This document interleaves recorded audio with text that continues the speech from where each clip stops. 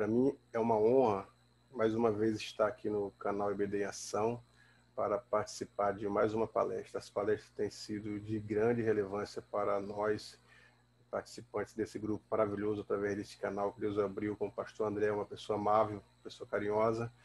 E sempre, apesar de não nos conhecermos presentemente, pessoalmente, mas através das redes sociais temos acompanhado um trabalho brilhante que ele faz, com bastante afinco, bastante dedicação. Então não poderia deixar de dar minha contribuição neste canal pelo esforço que o pastor tem tido, carinho com os assuntos da escola dominical e da educação cristã de uma forma geral, né? Os assuntos teológicos, com diversos colegas nossos que conhecemos e já trabalhamos juntos, que já deram palestras aqui, pastores de São Paulo, pastores do Rio, pastor César, e dentre outros que trabalhamos junto, e agora está mais uma vez dando a minha contribuição. Sempre é uma honra estar entre esses grandes homens com esses assuntos muito necessários nos dias atuais. Como o pastor disse, eu sou aqui de Cuiabá, Mato Grosso. Cuiabá é a capital, e a nossa convenção é Comademate, e nós estamos ativos na convenção e também na faculdade teológica, uma faculdade muito boa. Tem adquirido aqui a nota 4 no Ministério da Educação e Cultura, sendo que a nota máxima de uma faculdade é 5, nós tiramos 4, está muito bom. E dentre essas questões da academia ou da teologia, nós também trabalhamos na parte da escrita, escrevendo alguns livros. Um dos primeiros livros, os irmãos que estão pela primeira vez, os que já conhecem, relembram, nosso primeiro livro foi a Teologia Armínio-Wesleyana, pela reflexão, o trabalho que nós fizemos lá. E o segundo livro é As Vontades de Deus, um livro falando sobre as vontades consequentes, antecedentes, temas teológicos, tema da teologia armínio-wesleyana. E também trabalhei um tema da educação cristã, que eu não tenho o livro agora, mas é a excelência do ensino e da aprendizagem na escola bíblica dominical. Então, eu trabalho esses dois temas, ensino e aprendizagem, como o professor lidar, como o professor consegue detectar avaliação na vida dos alunos, e dentre outros temas, além de pastorear, né, nós pastoreamos aqui também na nossa convenção na Comademate, a gente está envolvido no sistema da educação, né, no setor educacional, com as palestras, diversas palestras voltadas para o tema da educação, algumas já disse agora há pouco, com os nossos participantes aqui, os nossos irmãos, falando de eventos que temos aqui. E fora também do Estado, né? Já tivemos vários eventos fora do Estado, mas eu estou mais limitado aqui por causa das obrigações em relação à igreja, em relação à faculdade e à Comademate. Então eu não tenho atendido muito às agendas fora, a não ser em período de férias. E o tema que eu vou trabalhar hoje, nós vamos dialogar, é o perfil do professor da escola dominical. Por que este tema? Porque depois que eu lancei o livro O Ensino e a Aprendizagem na Escola Dominical, como que o aluno aprende, o processo, cada um aprende a seu tempo, a seu modo. E o perfil do professor da Escola Dominical é o segundo livro da série. Ele vai sair provavelmente esse mês ainda, pela reflexão também, falando sobre o perfil do professor. Então eu trouxe alguns pontos do perfil do professor para a gente dialogar. Não trouxe todos os assuntos do livro, porque os assuntos do livro ele é bem maior, né? Eu falo com mais detalhes no livro. Mas vocês terão, quem quiser, terá o privilégio de poder contar com mais esta obra, essas ferramentas da Escola Dominical para o professor, exclusivo para o professor. Agora, o que nós observamos quando se fala na educação cristã, dentro da igreja, a educação cristã ela sofre o reflexo da educação não cristã, da educação, vamos dizer assim, secular, como alguns gostam de dizer.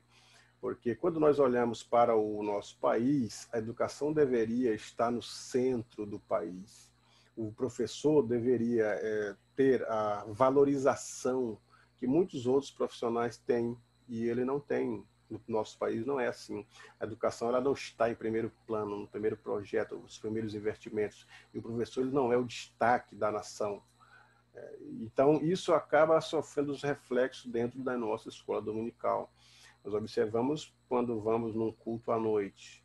Está cheio. Festa, está muito cheio, as festividades.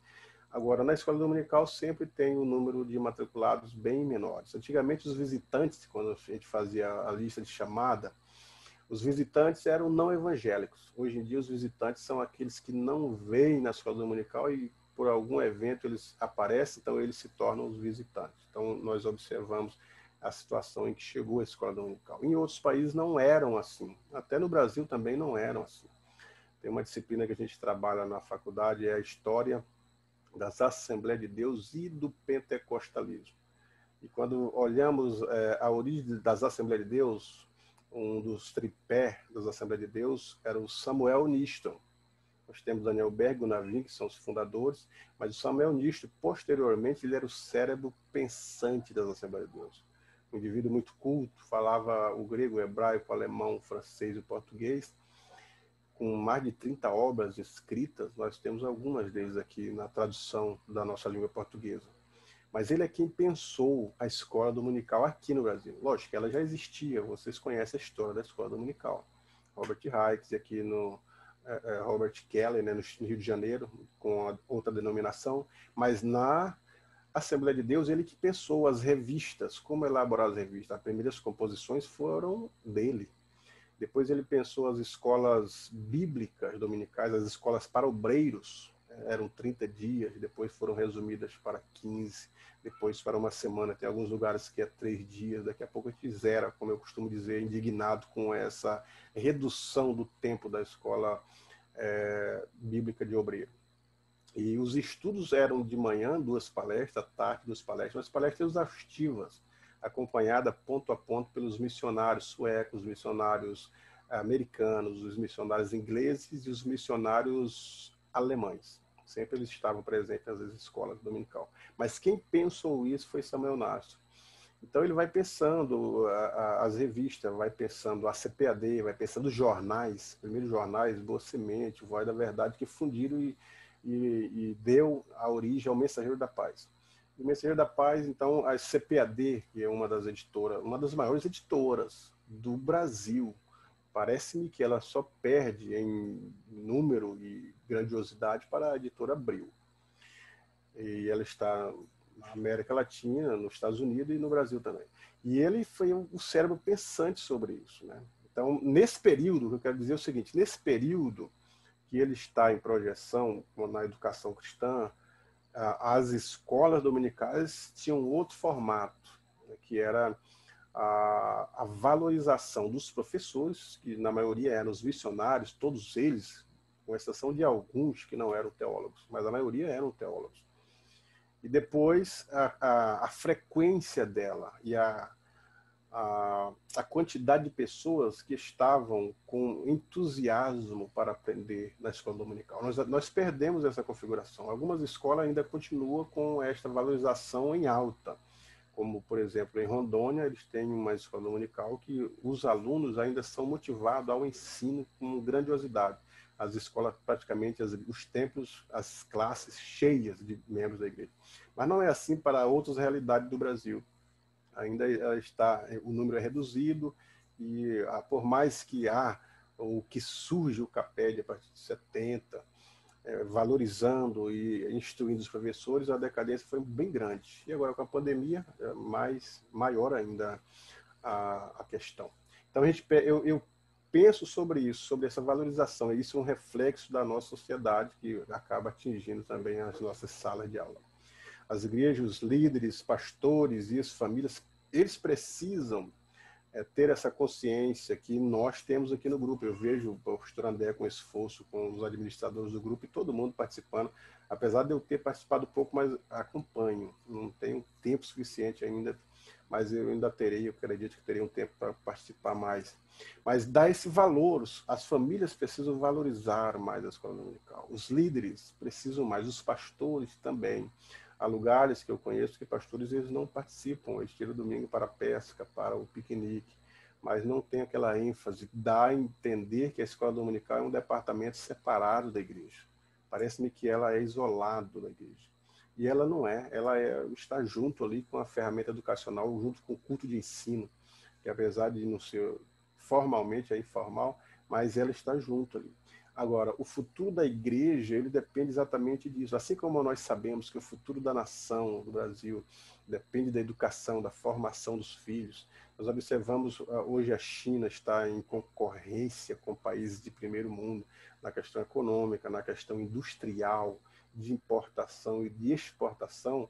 A gente dá uma estudada na origem da China um pouco atrás, nós observamos quando foi que eles começaram a investir pesado na educação para que o Brasil, o país deles, tomasse uma outra dimensão.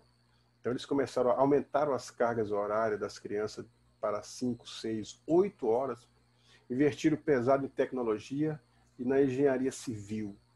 E hoje o resultado é que nós vemos a China concorrendo, se tornando uma das economias principais do mundo, por causa do investimento educacional. Então a igreja brasileira, ela também está neste caminho. Se ela investe pesado em escolas dominicais, a gente pode ter isso em mente, faça um apanhado assim, da maioria dos professores. Os professores de destaque hoje, tanto nacional, ou os estaduais, ou da sua própria igreja, se eles vieram de berço da escola dominical, com certeza, eles aprendendo ali durante o ciclo de 2 anos, que é praticamente um curso básico. Se a pessoa frequenta a escola dominical dentro de 2 anos, que é o ciclo que dá as lições da escola bíblica dominical, comentando temas da teologia, ou da educação cristã, 2 anos é um curso básico. Então, as pessoas geralmente que estão acompanhando com afinco a escola, lendo, estudando e participando, eles têm, de qualquer maneira, um curso básico, sim. Então, nós precisamos disso, né? Jesus, ele deu muita importância ao ensino. Gente, quando lemos os evangelhos, Mateus, Marcos, Lucas e João, nós percebemos que ele mais ensinou do que pregou. E um dos últimos mandamentos foi o ide dele, ide e ensinai as nações, ensinando a guardar tudo o que vos tenho mandado. Então, essa introdução eu gostaria de dar nesse preâmbulo, falar sobre isso, o valor educacional e a relatividade que ela tem com a educação brasileira. Agora, entrando sobre o perfil do professor da escola dominical, eu sempre falo assim, o professor deve conhecer a si mesmo. O olhar do aluno, ele sabe do seu professor, mas o professor conhece a si mesmo? Como que eu me relaciono com a minha voz, com a minha personalidade, com o meu corpo, com as minhas vestes? Eu gosto de citar uma professora que eu tive quando estava ainda na graduação de pedagogia. Tinha uma professora que naquelas aulas integradas eram diversas salas com 40, 50 alunos, e os demais professores usavam o sistema de som da faculdade, porque o barulho era ensurdecedor. Mas ela não usava. O simples fato dela entrar na sala, a forma como ela se vestia, se movimentava, chamava a atenção dos alunos. E ela não gritava. Ela, quando começava a falar, a sala automaticamente baixava a tonalidade da voz e começava a prestar atenção na entonação da voz da professora, na gesticulação adequada, as linguagens do corpo dela chamavam a atenção para si. Porque ela conhecia a si mesma, sabia como lidar, são ferramentas, o corpo inteiro, os sentidos, a aprendizagem acontece através dos sentidos do corpo. Nós aprendemos olhando, vendo, participando, fazendo, é a aprendizagem através dos sentidos. E assim também, como o ensino, ele acontece através dos sentidos do corpo. Então, por isso que eu coloco nesse tema assim, conheça-te a ti mesmo. O professor deve saber a sua capacidade, os seus limites e também as suas falhas e no que precisa melhorar para ter um perfil adequado para a escola dominical.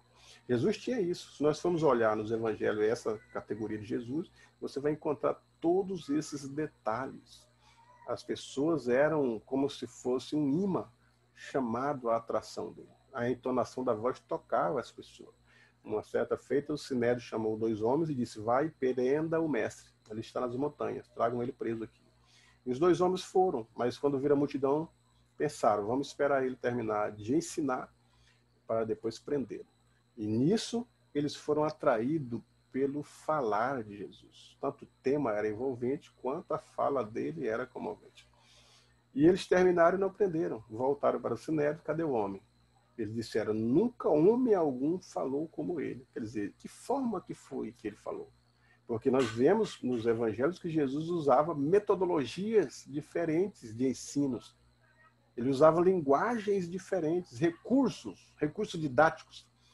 Tem um capítulo nesse livro que eu estou lançando, que ele fala sobre os recursos didáticos. Jesus usou muitos dos recursos didáticos naturais. Algum elemento, uma criança no colo, já chamava a atenção de toda uma multidão. Então, o professor deve conhecer a si mesmo. A resiliência é um outro tema, que é a capacidade de enfrentar pequenas crises, atenção, comportamento, a participação, como que nós lidamos com as crises em sala de aula, o comportamento de certos alunos, a atenção de certos alunos. Trazer atenção para si é uma obrigação do professor. O professor que está apresentando o produto, o vendedor, por exemplo, quando ele vai vender o produto, ele coloca o produto como se fosse o melhor. Ele sabe de tudo, é um produto que ele está vendendo, ele conhece tudo. Ele vai falar sobre as qualidades daquele produto para o seu cliente. O professor, assim, ele deve trazer as atenções dos alunos, não pedindo pela atenção, não pedindo para ficar em silêncio, mas simplesmente demonstrando o que ele tem para oferecer como algo muito interessante. E não é usando o autoritarismo, né? Autoridade diferente de autoritarismo, que é saber lidar com perguntas capciosas, perguntas que os alunos têm a resposta. A gente comumente confrontado com esse tipo de perguntas, quando vamos a às igrejas pela primeira vez ou alguma palestra pela primeira vez, sempre tem aquelas pessoas que querem pegar você, aquelas perguntas que são pegadinhas, né? Quer saber se você sabe mesmo. Então, e o professor deve ter esta sensibilidade de detectar esse tipo de perguntas, né? E não cair nesse engodo, responder ou deixar de responder de uma forma que não atinja o interesse do aluno. Outro ponto é viver democraticamente com diversas percepções, diversas opiniões, diversos entendimentos diferentes. Nós temos essa dificuldade. Geralmente os professores que estão em sala de aula, os alunos têm uma concepção diferente sobre algum ponto. Ninguém é unânime. E agora, o certo é como conciliar essa diversificação. Essas diversidades sobre opiniões, sobre ponto de vista, sobre política. Tem lições que falam sobre a ética e a política. E às vezes é um conflito, porque o professor não consegue lidar com opiniões diferentes, assuntos diferentes. Sempre a política foi um ponto de divisor de água entre liderança ou a igreja e o Estado, sempre houve isso aí, né? E alguns não conseguem entender, porque não conseguem entender a questão da igreja, a relação da igreja com a política. E esse sistema, como o ponto que eu coloco aqui, democraticamente, como é que o professor consegue falar sobre isso sem atingir ninguém, sem ofender ninguém? Então, é o perfil dele que deve ser nesse aspecto. Todo mundo pode dar aula, eu coloco, mas pouca gente pode ser professor. Por quê? Porque dar aula é diferente de ser um educador ou de ser um professor. Eu já ouvi professores de estados, da rede estadual, dizer assim, eu estou dando aula aqui porque na época eu não poderia fazer um outro curso. E esse foi o que me apareceu primeiro. E eu estou aqui por causa do meu dinheiro, eu não estou nem aí para os alunos que não querem aprender. Então é a diferença do educador para o professor, né? Então entrar na sala de aula é uma coisa, influenciar e transformar os alunos é outra coisa. Howard Hendrick, ele tem um livro de escola dominical, o nome do livro é Ensinando para Transformar Vidas. É um livro de bolso, mas a qualidade do assunto é extraordinário. Até hoje, ali, ele 2, 3, 4 vezes tenho ele aqui. E volta e meia estou consultando novamente o livro, porque é muito bom. Então, o que ele coloca? A ação do professor de EBD, o perfil dele é ensinar para transformar vidas. Observe que Jesus, como o mestre dos mestres, pegou 12 indivíduos que esses indivíduos deram trabalho para depois estarem polidos como alunos, perfeitamente dando aula. Demorou um tempo, mas Jesus conseguiu transformar a vida desses indivíduos. Então a nossa ação não é chegar e expor o conteúdo e as pessoas ficarem admiradas com a sua linguagem, o seu conhecimento, o seu potencial. Não, é eles serem tocadas e a partir desse toque serem transformadas. Tem um livro da CPAD que o nome do livro é Como Tornar-se uma Pessoa de Influência. Quando o pastor Lázaro Benedito Alves fazia parte do Conselho de Doutrina, ele autografou o livro para mim, que de fato o livro é excelente. Como tornar-se uma pessoa de influência. Nesse caso, influenciar os alunos para aquilo que é bom, para o estudo, para o ensino e para a aprendizagem. Ninguém sabe nascendo tudo, né? Não, um outro tema que eu falo é epistemologia. É a parte da filosofia que estuda as maneiras de validar ou não o conhecimento. Como que nós validamos o conhecimento? Quando eu estava fazendo mestrado em teologia, o tema que eu desenvolvi na monografia era a avaliação do ensino e da aprendizagem na faculdade, no ensino superior. Como que você avalia? E eu descobri na pesquisa longa de vários anos que existem várias formas de avaliar os alunos. A avaliação somática, a prova que a gente dá, e o aluno tirou 10, ele vale 10, ele tirou 5, ele vale 5, que ela não é, ela é a mais falha que tem. Porque às vezes os alunos, eles são politizados, eles têm o conhecimento, sabem, mas naquele dia ele não está no dia bom, ou se acidentou, ou chegou atrasado, ou houve alguma coisa no emprego, que ele não está concentrado e tira 5. E o aluno que colou, ele tira 10. Ele vale 10 e o outro vale 5. Então, avaliação somática, avaliação emancipatória, avaliação, uma série de avaliação que eu falo na monografia. Então, o certo é, como que nós vamos avaliar em sala de aula? Como que nós fazemos a avaliação do ensino e da aprendizagem da escola dominical? Se eu perguntasse aqui para o grupo, qual foi o tema da lição que estudamos no primeiro trimestre de 2019? Só o tema. Não precisamos nem se lembrar das aulas, dos textual, dos textos lidos. Só o tema da lição. Aí alguém já vai dizer que tem dificuldade para se lembrar, porque a avaliação faltou, como que deu o processo de ensino-aprendizagem. Né? Houve aí alguma coisa que fez com que nos esquecesse. Agora, outro ponto, ninguém nasce sabendo pensar. É preciso ensinar as pessoas a pensar. O salmista ele diz no Salmo 1, na tua lei medita. Olha só, ler é diferente de uma meditação. A leitura da Bíblia, algumas pessoas já leram, eu conheço pessoas que leram a Bíblia 150 vezes, mas têm dificuldade para explicar um texto da Bíblia. Então, não é só suficiente a leitura. E até porque a leitura da Bíblia é diferente da leitura de um jornal, de uma revista. A leitura da Bíblia é tentando extrair, fazendo uma exegese.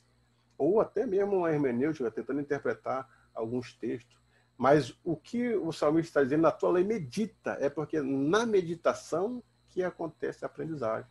Principalmente nas questões da Bíblia, porque o Espírito Santo ele vai trabalhar na nossa mente, fazer-nos entender os textos da Bíblia na nossa meditação. Enquanto estamos tentando entender um texto, o Espírito está revelando, porque, como alguns dizem, ele é o único autor que está presente no momento da leitura do livro.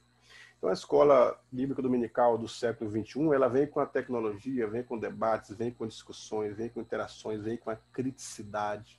E nós precisamos nos adequar a esta escola bíblica da atualidade, do século XXI. As ferramentas são diferentes. O pastor André acabou de dizer que ele assiste às aulas aqui de Cuiabá, da nossa sede, dos professores, conhece vários professores por causa desta tecnologia. As pessoas têm acesso, no nosso grupo principalmente, aqui no EBD em questão, as pessoas passam a semana inteira debatendo temas, assuntos, textos da lição, e se eles chegam em sala de aula, o professor leu a lição no sábado, e esses alunos que já vêm massificando a revista ao longo da semana, vão achar vantagem no professor que não leu a revista, ou que pegou ela sábado à noite para dar uma lida e escrever alguma coisa. As ferramentas são diversificadas. A nossa escola, o ensino e a aprendizagem tem sido muito mais progressivo na atualidade. O conhecimento ele tem aumentado duplicadamente e as pessoas têm acesso a tudo. Às vezes o professor está dando uma palestra, faz alguma citação, cita alguma obra ou algum autor, os alunos estão conectados pesquisando se de fato é aquilo. Então, o conhecimento ele está na atualidade, ali no momento, as pessoas têm essa interação ao vivo ali no momento. Então, hoje, com o avanço da internet, os alunos têm esse acesso direto à informação, né? Através de livros, através de apostila, até mesmo as respostas para algumas questões da escola bíblica, eles têm na internet. Então, o professor ele é o agente transformador. Agora, como dizia o Paulo Freire, né? Alguns não gostam de Paulo Freire por causa do viés político dele, mas ele, na educação ele teve uma contribuição, sim. Ele costumava dizer, só é um bom ensinante quem é um bom aprendente? São palavras que ele gostava de criar palavras, né? De formar palavras, por ser um conhecedor da etimologia, que é a ciência que estuda a raiz das palavras. Então ele dizia, só é um bom ensinante quem é um bom aprendente. Outro ponto é a humildade pedagógica, que faz parte do perfil do professor. Reconhecer os nossos limites, os limites da nossa capacidade. Ninguém sabe tudo. Sempre tem alguém que em uma área domina muito mais do que nós. Então isso é chamado de humildade pedagógica. Aquele conceito da pedagogia tradicional, o professor em sala de aula ele era o conhecimento máximo, todo mundo tinha que ouvir, o que ele respondia estava certo, poderia estar errado, mas ele foi o professor que respondeu, e ele sabia de tudo e tinha todas as respostas, conteudistas. A pedagogia tradicional já não funciona mais. As pessoas hoje, os professores, são mais uma interação em sala de aula, porque os alunos já vêm com tanta bagagem, com tanta ferramenta, que ele acaba ajudando o professor a dar a sua aula. Então, essa humildade pedagógica é interessante. Você reconhecer o valor dos alunos que pesquisaram, usá-los para a sua aula, ou usá-los para que eles possam ajudar a responder aquilo que a gente não sabe. É interessante essa humildade pedagógica. A formação continuada é o professor que ele não está estagnado, não está parado, nem conformado, porque não se considerar completo nunca é uma vantagem, porque quando nós nos consideramos que sempre precisamos estar aprendendo, a gente vai evoluindo em busca, pesquisando, seja através de formação, pós-graduação, pós-doutorado, sempre há um caminho do conhecimento que é sem volta. Não ensina coisas, o professor não ensina coisas, não ensina conteúdo, mas ensina a pensar, ensinar as pessoas a pensar, ou os alunos a pensarem. Falar e provocar curiosidade dos alunos é uma relação certa para o ensino, provocando curiosidade. Sempre ele vai estar querendo saber, sempre ele vai estar interessado naquilo que você disse, ou com uma pergunta pronta para você. Jesus usava muito esse tipo de método. Inclusive, o professor pode dar aula usando o método interrogativo. Ele abre a lição, vai fazendo perguntas e aí vai esclarecendo à medida que os alunos vão retribuindo, e lhe dar uma aula de perguntas e respostas. Não tem problema nenhum. É um dos métodos de ensinar. E Jesus usava muito a questão da curiosidade, aguçava a curiosidade dos alunos. Não sei se vocês se lembram de Mateus capítulo 13, onde ele fala da parábola do semeador. O semeador saiu a semear. Umas sementes caíram à beira do caminho. As pessoas pisaram, ou os pássaros comeram. Outra semente caiu entre os espinhos, cresceu e foram sufocada. Outra caiu sobre pedras, elas secaram e morreram. Outras caíram em terra boa. E ele parou por aí. Terminou a parábola, falou da produção delas, 100 por 1.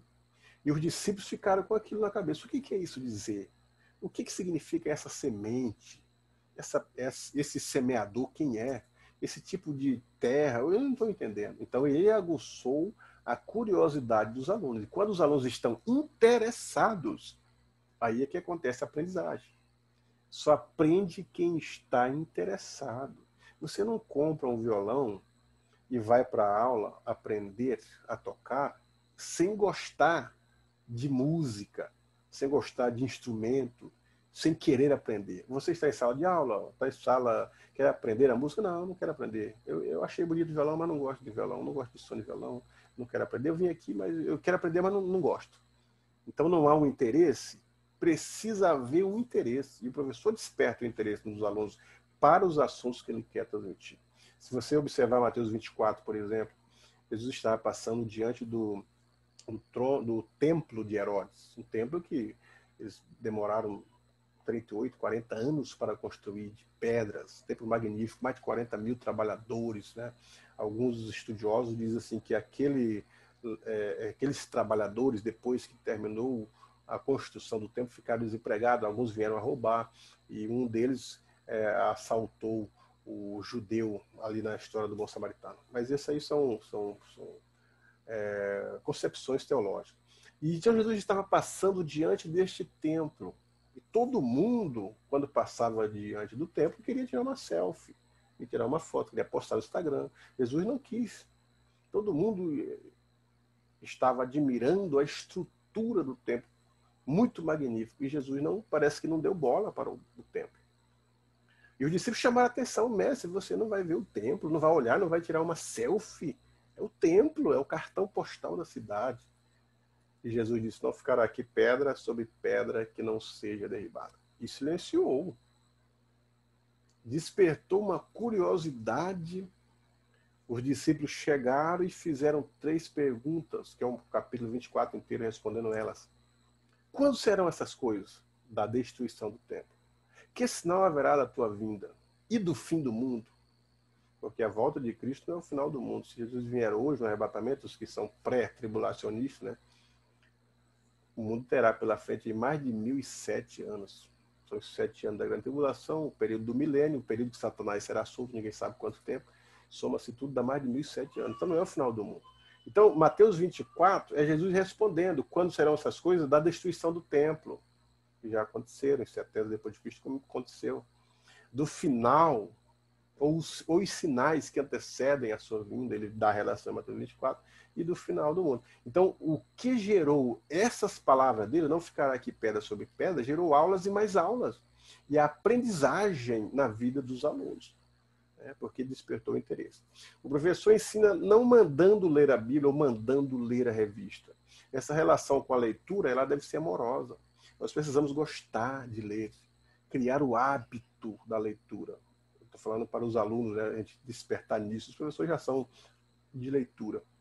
Mas desperta esse hábito dos alunos, ensinaram a eles.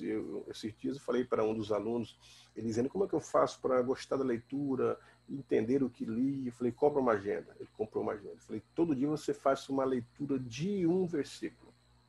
Aí você, nessa agenda, tenta escrever numa folha o que você entende daquele versículo que você leu. Tenta imaginar, tenta fazer algo, preencher. O resultado foi que ele amou a leitura. Aí agora ele está com a leitura e a escrita. Ele lê e escreve, porque desenvolve, é um desenvolvimento. Hoje a neurociência já está falando na elasticidade cerebral da memória, que a memória ela vai adquirindo ou vai armazenando com maior facilidade à medida que você vai forçando ela. Tentando guardar, tentando, daqui a pouco a sua memória desenvolveu, você só leu e já armazenou. Então é essa praticidade que dá essa relação amorosa com a leitura. Então nós não precisamos ficar dizendo, vocês têm que ler a Bíblia, precisam ler a lição. Não é assim, é lendo com eles, ou mostrando métodos de leituras, tanto da revista quanto da lição, que eles vão criar essa relação amorosa com as literaturas. A missão do professor, ou da professora, é provocar espanto e curiosidade. Nós falamos já do espanto. Não dar as respostas prontas e acabadas. As respostas você encontra ela nos livros, encontra na internet. Observe que Jesus sempre ele valorizava uma pergunta. Você lê em Lucas 10, 25 a 28, o doutor da lei chegou assim, bom mestre, qual é o grande mandamento? Jesus não respondeu de pronto e acabado. O grande mandamento é esse. Ok? Não. Ele devolveu a pergunta. Como que você entende? Como você lê? Qual você acha que é? Aí ele provocou uma resposta no doutor da lei. Ele disse, o grande mandamento é amar a Deus acima de todas as coisas. E o segundo é amar o próximo como a ti mesmo. Jesus disse, muito bem, nota 10 para esse aluno, respondeu a questão certa. Mas ele disse sim, tinha uma outra dúvida, mas quem é o meu próximo? E Jesus não disse, teu próximo é fulano, beltrano, cicrano, ok? Tá certo? Não. Jesus contou a história do bom samaritano e depois devolve a pergunta para ele, quem te parece o próximo dele? Aí ele disse, o que usou de misericórdia para com ele. Forçou ele a entender quem é o próximo. Isso porque Jesus usou essa palavra para tocar numa ferida que eles tinham na época. Vocês conhecem a história dos samaritanos, a mulher samaritana, que não se falava, como era necessário passar por Samaria. Essa história está em 1 Reis 18, acho que é a partir do versículo 24, que o rei da Síria veio e levou o reino do norte, as 10 nações, as 10 tribos, e deixou os velhos, aleijados, e trouxe para morar na terra deles os caldeus, os avitas, pessoa de Ava, da Caldeia, Sefarvaim, eram diversas nações para morar ali. E o reino do norte, a capital era Samaria. O reino do sul, a capital era Jerusalém. Então Samaria ficou infestada desse vários tipos de Cush, de Babel, de Ava, Sefarvaim, morando ali, gerou os samaritanos. Quando eles retornaram do cativeiro, essas pessoas já estavam morando lá. Então houve embates de moradia, de terra, de posse de terra, que se estendeu até Jesus. Então eles tinham uma intriga ferrenha com os samaritanos. E Jesus está dizendo que o próximo, respondendo à questão do doutor da lei, dando lições de quem de fato é o nosso próximo, é aquele que precisa da nossa ajuda. Então, ele não dava respostas prontas e acabadas. As respostas prontas, acabadas, curiosidades, tem as curiosidades da Bíblia. Quem era a mulher de Caim? Essas curiosidades você busca na internet, estão prontas lá. Mas levar o aluno a pensar sobre isso. Né? Levar o aluno a ter uma própria conclusão de raciocínio, de entendimento lógico sobre as escrituras. Então, é nesse aspecto que eu falo sobre o perfil do professor. E a capacidade de pensar não é memória. Ah, mas como eu ter capacidade de pensar se eu não sou bom de memória? Não. Há muitos idiotas com memórias boas. Muitos idiotas que citam a noite inteira versículo, textos, são uma chave, né? São uma concordância, um livro de concordância. Agora, a capacidade de pensar é outra coisa. E é isso que Jesus está dizendo. Meditar na lei, pensar sobre a lei, é totalmente diferente de armazenar na memória. Então, professor, é o ponto central de qualquer transformação no ensino. É uma relação de pensamento e sentimento. Ele é o ponto central. Por isso que o professor deve olhar o seu perfil, se está adequado para a escola dominical, porque é a partir dele que ele vai dar o norte na vida dos alunos. Ainda falando sobre uma criança, né, Aristóteles, Mateus 18, quando Jesus disse assim, quem não se tornar como essa criancinha aqui não pode ver o reino de Deus. Ali chocou, porque a relação das crianças, tem um estudioso do primeiro século das famílias, e principalmente sobre as crianças, que é um francês, Philippe Perrenot. Então ele diz assim que as crianças elas eram como que animais. Se você está em uma reunião solene e entrar um cão, as pessoas vão enxotar esse cão, não é bem-vindo na reunião. E as crianças eram tratadas da mesma forma. Nesses séculos não havia essa relação de afetividade, meu filhinho bonitinho da mamãe. Não havia essa relação de afetividade. Os filhos, quando tomavam 8, 10 anos, eles eram trocados com outros filhos para ser educados por outras famílias. Outras famílias. Então, quando Jesus pegou uma criança no colo, chocou a sociedade. Ele pegou uma criança. Era como se alguém pegasse um cão no meio de um culto e punhasse no colo o cão e valorizasse a presença do cão. Então eles se chocaram. Eles disseram, quem não se tornar como essa criança... É claro que Jesus está falando de humildade. Está falando de humildade, de mansidão. Porque isso acontece, gerou essa convulsão toda, porque a mãe dos Tiago e João chegou e disseram para Cristo, me conceda que os meus filhos se assentam de um lado e de outro no teu reino. Depois que Jesus falou do reino, ela achou que ele já ia estabelecer o trono ali, e ela queria Tiago e João de um lado e de outro.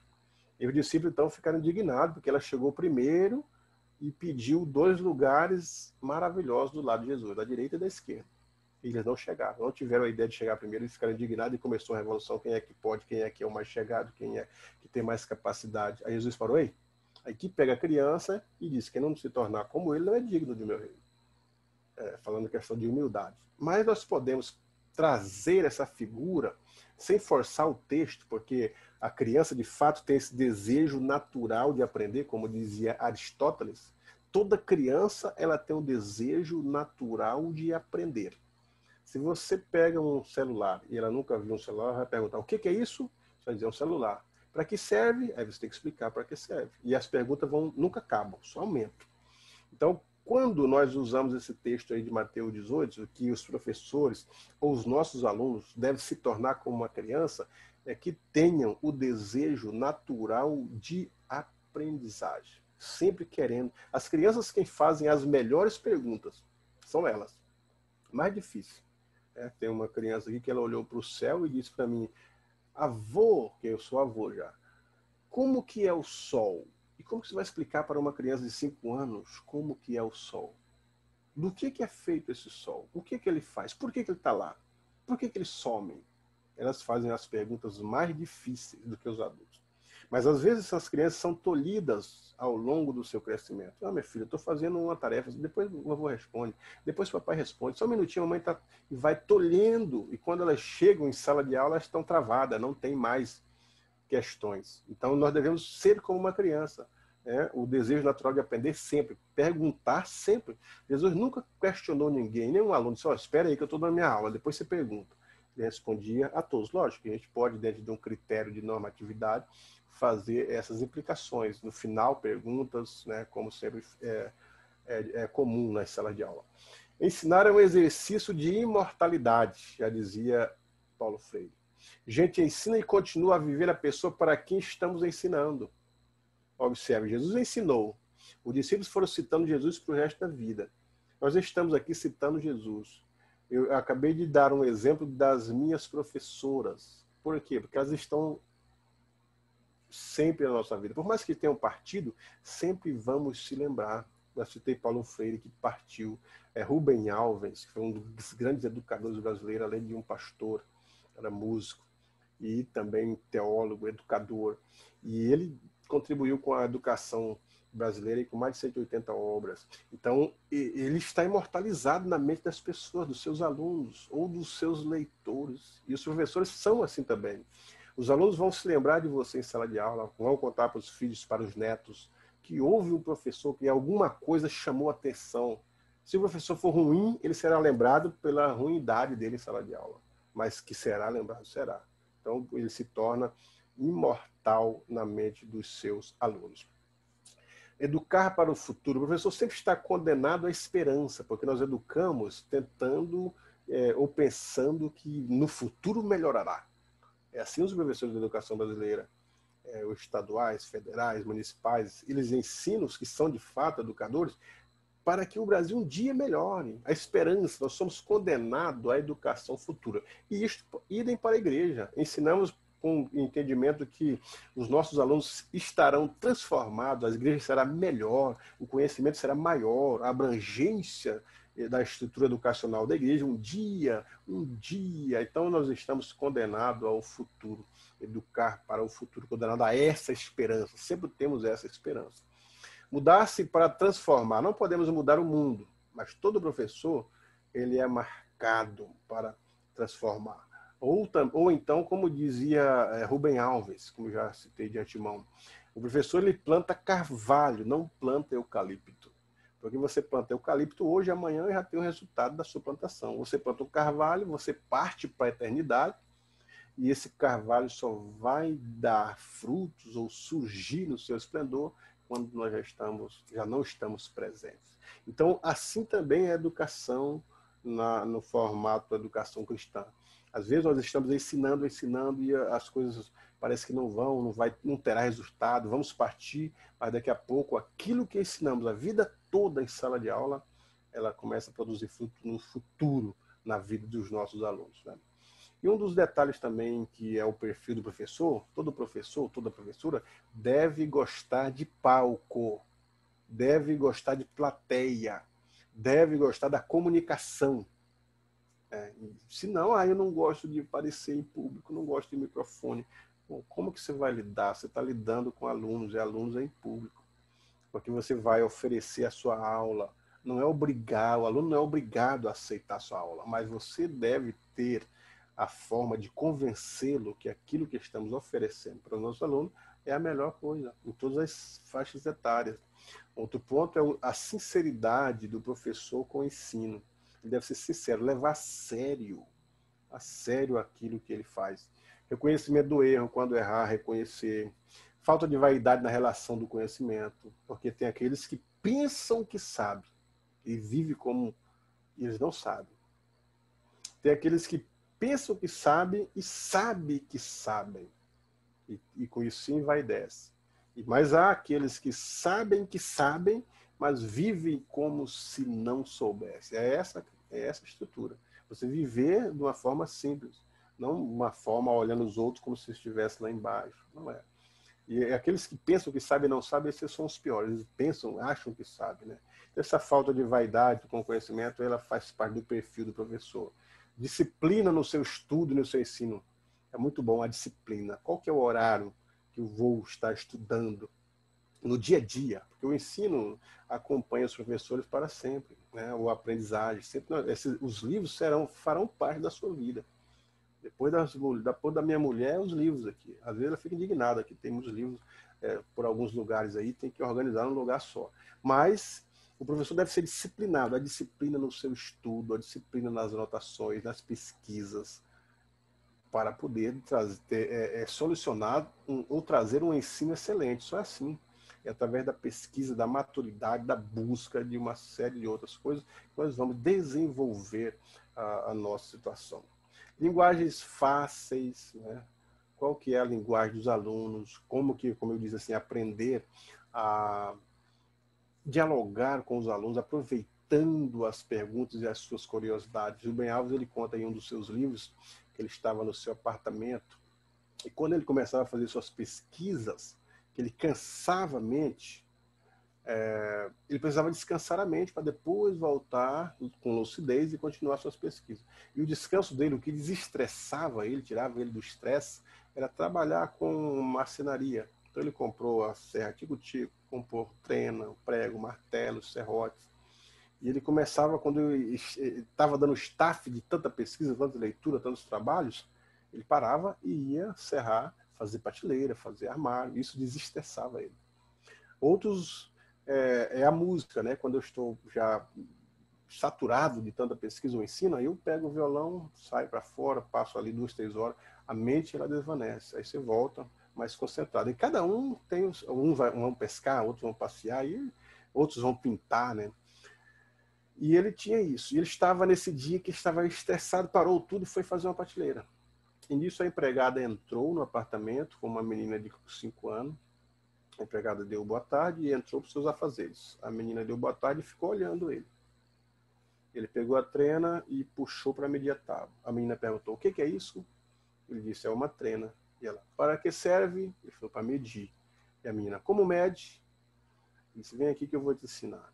Ele abriu a trena e estavam os centímetros, os milímetros, os centímetros, o metro, e ele ensinou por que centímetros, por que milímetro, por que metro, onde estava os centímetros para dar um meio, e ensinou a matemática para ela.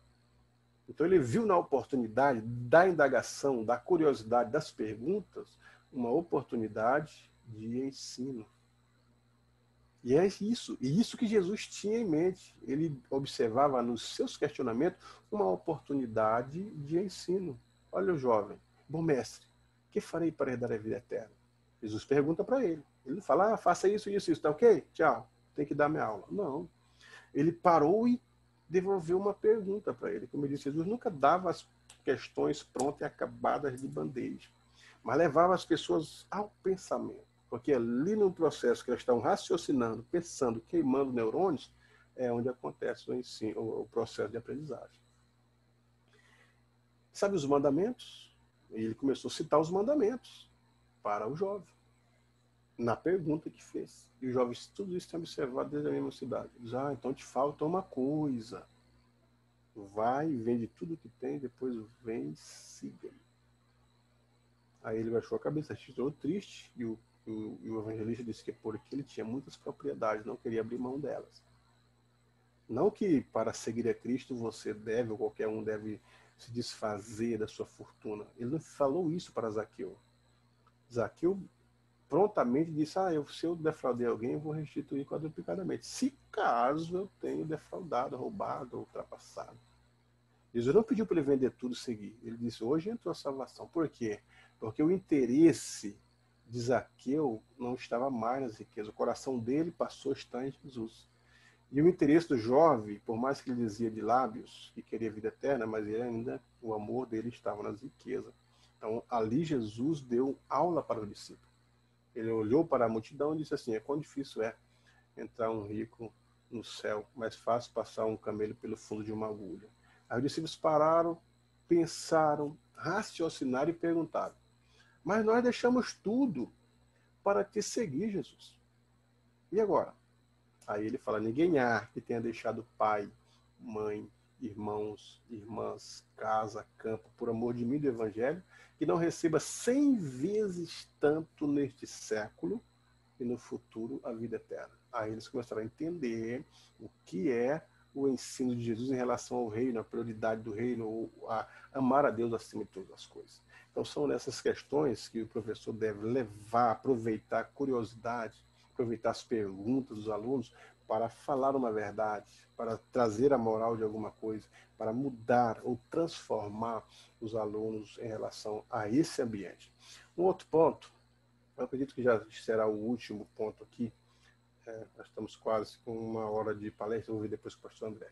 Linguagens fáceis é o acesso à ideia complexa, o professor deve ter essa linguagem fácil, a escrita fácil, fascinante e a arte de explicar essas ideias complexas. Porque, não sei se vocês conhecem os livros que têm as linguagens técnicas, por exemplo, Michel Foucault, e a maioria dos teólogos, estou citando ele aqui, mas uma série de outros teólogos, eles têm essa dificuldade. Friedrich Nietzsche, o pensamento muito aguçado, as palavras muito apuradas, que a gente lê 1 página, 2 páginas, 3 páginas e não entende nada. Aí volta a ler de novo e lê a 3ª vez e começa a assimilar a linguagem dele, o pensamento aguçado. Isso é chamado de linguagem técnica. O professor em sala de aula, se ele estiver falando para mestres, para doutores, ok, eles entenderão essa linguagem técnica. Mas se estiver em sala falando para alunos, essas linguagens técnicas, tanto dos livros quanto do nosso próprio pensamento, elas devem ser trocadas em miúdos para que todos entendam. Essa era a diferença entre Jesus e os mestres da lei da época. Eles estavam nos templos e, além de não se misturarem com a multidão, a linguagem deles era muito difícil. E a multidão, a maioria, não tinha a cultura que os mestres da lei tinham. Então, em outras palavras, eles não falavam a linguagem do povo. Aparece Jesus falando a linguagem do povo, falando de semente, falando de plantação, é o que eles estavam vivendo no dia a dia. Agradou o povo. Eles entendiam a mensagem de Jesus. O que acontece com John Wesley também no século 17, 18, foi isso. A igreja em que ele fazia parte, todos os bispos falavam linguagem difícil, sermões difíceis, alguns em gregos, outros em latins. E a multidão, naquele período ali da Revolução Industrial, que trabalhavam cargas horárias de 10 horas, 11 horas no serviço, chegava no final de semana, ia para o templo ouvir os sermões e não entendiam nada, né? Até algumas igrejas, a exemplo da Igreja Católica, celebravam missas em latim. O povo não entendia nada, perder tempo ouvindo o que eu não entendo. E os templos, na época de Wesley, ficaram vazios, secaram, as pessoas não gostavam de ir, preferiam descansar do que estar no domingo ouvindo os bispos da igreja. E John Wesley percebe isso. Então, por mais culto que ele seja, por mais entendedor das linguagens originais dos textos bíblicos, ele ia para as feiras, pregava os sermões e as pessoas entendiam, porque ele trocava tudo em miúdo, linguagem do povo, nivelava. E isso ele teve sucesso nos seus sermões. Chegou a pregar para 5.000 pessoas, sem microfone, sem nada na época. Mais de 50, 40 mil sermões ele pregou nas feiras, quase todos os dias, em vários lugares. E as pessoas gostavam de ouvir John Wesley. Além de ter um conhecimento extraordinário, além de ter uma didática, a linguagem era a linguagem do povo. Então, sempre digo isso para os professores, quando eu dou aula para os professores, falar a linguagem do povo. Porque, às vezes, nós estamos habituados no meio dos mestres, alguns ainda na academia, né? E a linguagem filosófica, a linguagem técnica, a linguagem... Às vezes, a gente não percebe que os alunos não estão entendendo certas frases, certas palavras, certos conceitos educacionais. Então, parar um pouquinho, meditar, olhe para o rosto deles, se estão admirando ou qual é o espanto, se estão interessados ou não. A gente consegue detectar isso. E tentar falar a linguagem que todos, atinjam a todos, linguagem simples, pegam desde o doutor até o menos. A gente consegue na linguagem simples. Isso torna a aula fascinante, né? A arte de explicar em linguagem do povo. Outro ponto, o professor deve gostar do que faz, deve se encantar com o ensino. Eu nasci no lar evangélico e participei de todas as faixas etárias da escola dominical.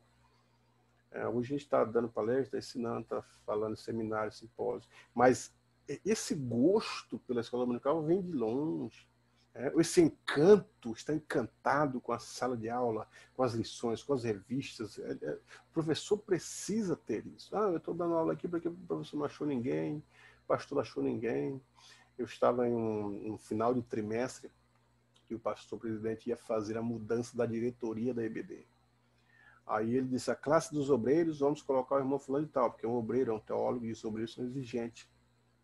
A classe das irmãs será a esposa desse obreiro, que acompanha ele nos estudos, e as irmãs são exigentes.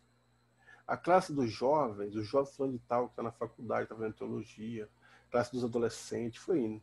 Aí ele disse, e para as crianças, quem é das irmãs está habilitado? E ninguém levantou a mão, ninguém se prontificou. Ele disse, irmão, eu estou querendo a irmã fulana de tal.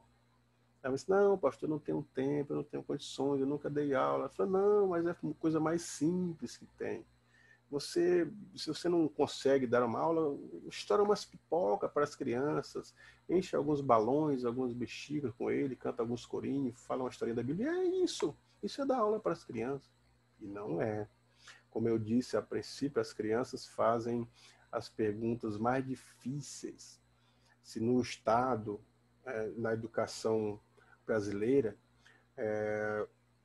ele diz que os certos seriam os doutores da área da educação, que estão só na faculdade promovendo as pesquisas, deveriam estar na base. Se esses doutores estivessem na base, com todo o seu cabedal educacional, que sabem para dar aula na base, as crianças sairiam excepcionais para o ensino médio, ensino fundamental, ensino médio, ensino superior. Mas os professores melhores não estão lá. Os melhores estão trancafiados fazendo pesquisa. Vai lá aquele que acabou de sair da faculdade, da pedagogia, que não tem experiência, vai só com ele lá em sala de aula. E nisso sempre a base da educação brasileira, ela sofre. Não é o ensino superior que sofre, é a base. Se sofre no ensino médio e no ensino superior, eu já dei aula no ensino superior, e o sofrimento que os alunos têm lá é porque a base não foi bem formada. Há coisas que eles não se lembram, há coisas que nem aprenderam e que lá em cima cobram, porque a base não foi bem feita. Então, da mesma forma, a igreja, a base são o ensino para as crianças. É onde elas estão com a mente fresca, é como se fosse uma esponja, elas estão absorvendo tudo que nós falamos em relação ao ensino e aprendizagem, a mente fresca. E é essas primeiras questões de ensinos e aprendizagens que elas carregarão para o resto da vida. As demais que vêm na fase adulta, esquece, meu irmão. Você não esquece da sua infância, da sua primeira professora, mas a gente nunca esquece, porque a mente está fresca ali. Então, primar para isso, gostar de fazer, se encantar com ela, dar o melhor para que essas crianças cresçam de uma forma a chegar na maturidade cristã com a mente formada, o pensamento cristão formado na sua denominação. Então, primar pela excelência, outro ponto. Potência didática. Eu não vou falar sobre a didática agora, mas é um dos pontos que eu trato no livro. Mas primar pela excelência, trazer um dos melhores ensinos. Toda lição que a gente for dar, o professor dá, ele tem que primar como se fosse a última ou as melhores aulas que ele dá. Isso é chamado de espírito de excelência. O espírito de excelência do professor. Ele deve estar presente, porque aí ele vai primar para os estudos, fazer estudos com excelência, plano de aula com excelência, plano de ensino com excelência, dar a sua aula, a sua prédica com excelência, o seu conhecimento será excelente, a sua prática pedagógica será excelente, a sua metodologia, a sua didática excelente. Não sei se vocês já ouviram, na faculdade sempre a gente dizia, professor fulano, ele é um doutor na área da educação. Mas quando ele vai dar aula, ele não dá uma aula boa, parece que ele não sabe dar aula. A professora citando, ela é mestre em educação, mas parece que ela sabe muito mais, dá um show nesse doutor. Por quê? Porque não prima pela potência didática, as metodologias, a potência didática, os recursos didáticos, fazer uso disso, inclusive do próprio corpo. Tem um livro aqui de Alain que fala as linguagens do corpo. corpo fala, até usar os sentidos do corpo para promover uma aula de excelência. E eu sempre fecho essa palestra dizendo do capítulo 5 de Daniel, quando Belsazar deu a sua festa, né? O texto da Bíblia diz que ele deu uma festa e as pessoas estavam ali participando dessas festas. De repente, uma mão misteriosa surge na estuca da parede. E ninguém conseguiu dizer o que significava aquela escrita. Chamou os caldeus, chamou os sábios, chamou os algoreiros, prefeitos, todos da época, né? Até os feiticeiros, encantadores, cartomantes, para poder decifrar a escrita. Os adivinhos, ninguém conseguiu. Aí a rainha mãe entrou e viu que o rei, porque o texto fala que o rei, o semblante caiu, os ombros caíram, e ele estava assombrado porque não sabia o que era. Então, a rainha mãe diz assim: não se preocupe, ó rei, porque há no reino um homem que ele tem o espírito dos deuses, o espírito de excelência. E ele resolve dúvidas, revela sonhos, visões. Quando chamaram ele, que ele entrou diante do rei, aí o rei perguntou para ele: é tu que dissolves dúvidas, solves sonhos, as explicações? Ele falou: não, o que eu tenho não está em mim. Não é meu, é Deus. E Deus dará a resposta de paz. Então, o que me chamou a atenção foi ali, o espírito de excelência. Sabe o que significa? Tudo que ele fazia com excelência. Tudo que ele fazia era bom. Por isso que ele era um dos melhores ministros, o único que passa por 3 reinos. Ministro de 3 reinos foi ele. Por causa da excelência que as pessoas viam nele. A valorização que ele levava às suas atividades. Então, é exatamente isso que nós, professores, precisamos. Ser os melhores naquilo que fazemos. Pelo menos a nossa prática, ou a nossa busca, ou a nossa ânsia, deve ser primar pela excelência, fazer aquilo que é bom. Na leitura, na pesquisa, nos planos, na aula, no ensino e na vivência de uma forma geral. Então, eu encerro aqui minha palestra falando exatamente isso, que sejamos professores excelentes. Qual que é o perfil do professor escolar dominical? Além de todas essas ferramentas que citei a princípio, ser alguém que prima pela excelência no que faz. Deus em Cristo vos abençoe, espero ter contribuído com vocês, com a sua formação nessas questões, e agora eu devolvo para o pastor André, que se tiver alguma pergunta, alguma interação, que seja feito agora. Pastor André.